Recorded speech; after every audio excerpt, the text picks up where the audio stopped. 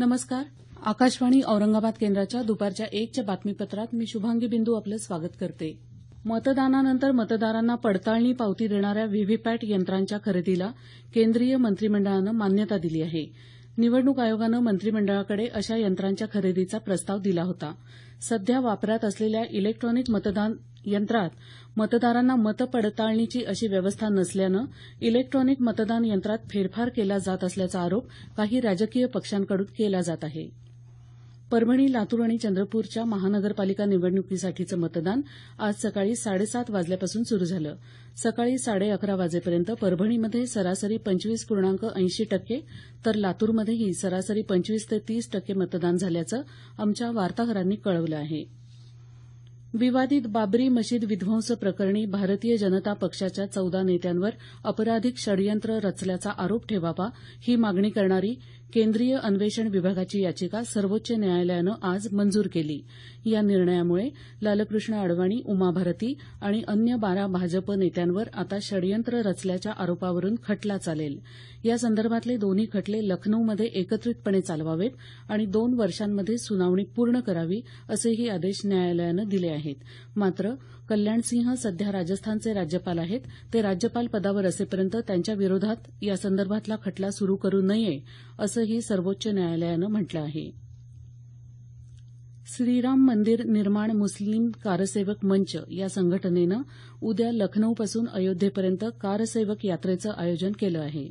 या यात्रेतून शेकडो मुस्लिम कारसेवक राममंदिर निर्माणाचं साहित्य घेऊन अयोध्येला जाणार आहेत आणि हे साहित्य अयोध्येमध्ये मंदिर निर्माण समितीकडे सोपवणार आहेत, अशी माहिती या संस्थेचे अध्यक्ष राष्ट्रवादी आझम खान यांनी दिली आहे.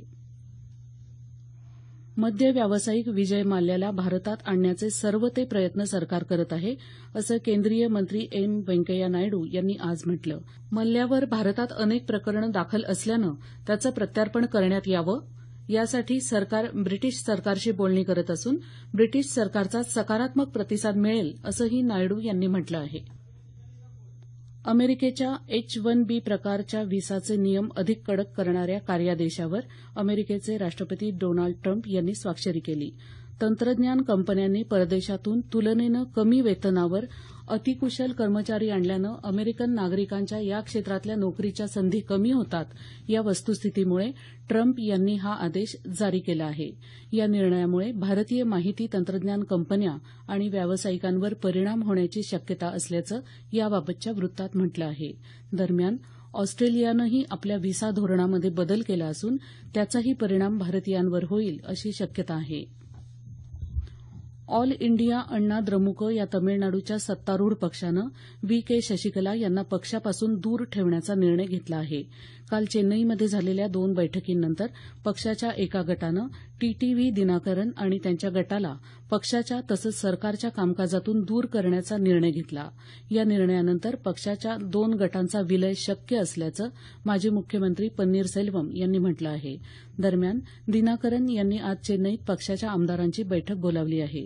दुसरीकडे दिनाकरन यांनी पक्षाचं 2 पाने हे निवडणूक चिन्ह आपल्या गटाला मिळावं यासाठी दिल्लीत निवडणूक आयोगाला लाच देऊ केल्याप्रकरणी त्यांच्यावर दिल्ली पोलिसांत गुन्हा दाखल झाला आहे. दिनाकरन हे अनिवासी भारतीय असल्यानं त्यांच्या परदेशी पळून जाण्याची शक्यता गृहीत धरून दिल्ली पोलिसांनी लुकआउट नोटीस जारी केली आहे.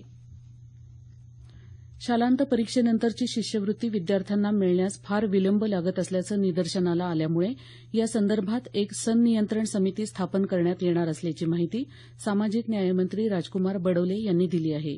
काल मंत्रालयात या शिष्यवृत्तीसंदर्भात आढावा बैठक घेण्यात आली त्यावेळी ते बोलत होते.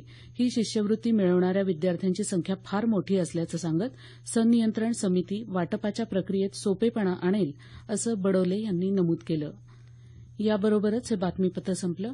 आमचं यानंतरचं बातमीपत्र संध्याकाळी 5:25